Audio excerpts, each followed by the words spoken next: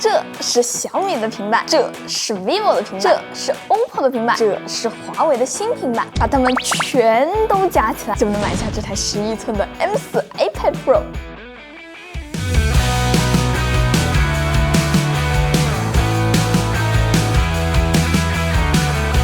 视频开始前，只是跟大家开了个小玩笑啊，因为这些平板加起来其实买不起这一台 iPad Pro。我这是512G 的。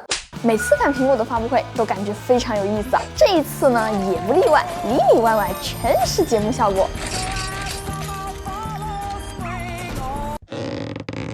但是在准备拍摄的这段时间，我顺便用上这台 iPad 之后，我怎么感觉不太一样，甚至有点满意。注意到的小伙伴应该注意到了，整个2023年，苹果没有推出任何一款新 iPad。2024年也过去快一半了，这回苹果终于憋了个大的，换上了全新的 M4，用上了全新的屏幕，可视角度的变化就更大了。之前的 Mini LED 版本的 iPad 边缘这边呢会有一圈暗边，就不太高级。现在深圳是30多度，所以说为了模拟冬天的那种感觉，我把 iPad Pro Mini LED 塞进了冰箱里面。这个冰箱现在设置是6度。然后呢，这台机器 Mini LED 它这个虽然没有被冻关机，但是你看这个拖影真的非常的严重。相比之下呢，这个 OLED 它就抗冻多了，你看这个就明显好得多。不知道北方的小伙伴，你们冬天的时候是怎么用 iPad 的？如果我们抽离出这一台 iPad， 从整台平板来看，毫无疑问，这是一次升级，一次很苹果的升级，有点像是当你妈知道你喜欢一样东西，她就会在不充分考虑你需不需要的情况下，给你她眼里最好的。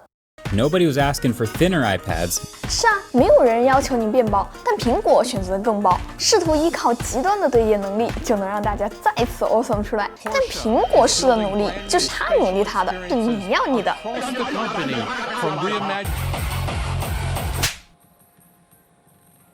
比起轻薄的这几毫米，不如把空间加在电池上，双倍续航更能让我 awesome 出来。对了，冷知识，这一代 iPad Pro 比上一代薄了，但是电池反而大了，所以想要个双倍续航还真不是梦。我的评价是，这代 iPad 还是 iPad， 它只是进步，没有幻想中的那么夸张，不是退步。从这个并没有超乎想象的堆料的升级，不难看出来，苹果急了。这一点应该不止我一个人有这种感觉。在2018年，苹果推出了 iPad Pro 近些年最大的一次升级，全面屏、新的手写笔、Face ID， 性能遥遥领先。当时的安卓平板 ，OPPO、vivo 还在摸鱼，小米平板还在挂机，华为平板倒还能在市场上面刷刷脸。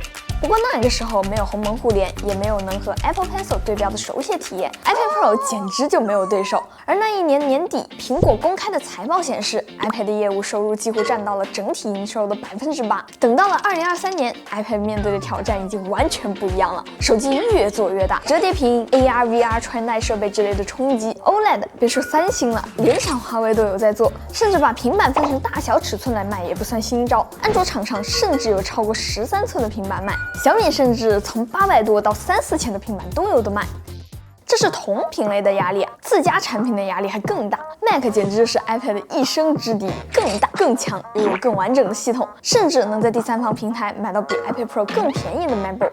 这时候轮到苹果挂机了，一整年没有推出过任何一款新平板，在苹果的财报上 ，iPad 的占比变成了5.87%，这是近些年来的最低值。感觉 iPad 要不行了，对吧？但是在这长达1年多的摆烂下 ，iPad 依然是国内卖的最好的平板，人人都在笑 iPad， 但人人都想成为 iPad。iPad 到底做对了什么？我觉得虽然大家都在瞧不起平板生产力，但 iPad 依然是最接近生产力的存在。提到无纸化，就是 Notability 和 GoodNotes 轻设计的 Procreate， 其他生态的平板暂时还没有真的能全面超越的软件，哪怕是 iPad 版的达芬奇 Final Cut， 也依旧是图一乐里面最严肃的存在。这些还是 iPad 众生平等的体验，更强的 iPad 还有更独占的能力。窗口化的使用体验，我觉得 iPad 目前也是最有思考的。窗口可以调大调小，乱摆乱放。左边这一栏可以理解成桌面，4指划过去之后就会在桌面之间切换。从 Dock 栏呢，可以很方便的把应用添加到目前的桌面。如果上面的应用挡住了下面的应用呢，下面的就会自己让开位置，更好的切换，非常适合人类的手指。虽然你还是能提出很多的建议，但它还是目前最好用的触屏多窗口逻辑，甚至大部分的应用被拖动的时候的界面适配也是最舒服的。Apple Pencil 也是护城河的一部分，延迟还是第一梯队。现在的功能也更强了，轻捏、触觉反馈、侧旋，甚至不同角度、不同笔刷还会有显示在屏幕上面的影子。苹果还真把手写笔做得更手写笔了。再说个更耍赖的原因，对于 iPhone 用户来说，你可以瞬间同步手机上面保存的文件，看看健康 App 帮我汇总的华为体脂秤数据和 Apple Watch 上面的心率步数，还有我很喜欢用的提醒事项，它可以多设备强制提醒你提前设置的事情，只要不点击完成，它可以这样一直挂上一整天。对于 iPhone 用户来说，无脑选 iPad 确实可以省去很多事情，但即使是这样，这代 iPad Pro 出来的时候，毫无意外的，它还是被喷了。iPad Pro 存在的意义就是告诉你苹果的实力，我刀还没钝。更重要的是，定个小1万的价格，卖不卖得好也问题不大，只要避免你在4、5千价位就能买到好用的平板，就有点像是运营商搭售。其实我只是想要千兆，但你非要大通话时间和短信。其实我只是想要高刷、手写笔和未来的软件适配，但苹果非要给你一块地表最强平板芯片、激光雷达、超高的产品定位，还有价格。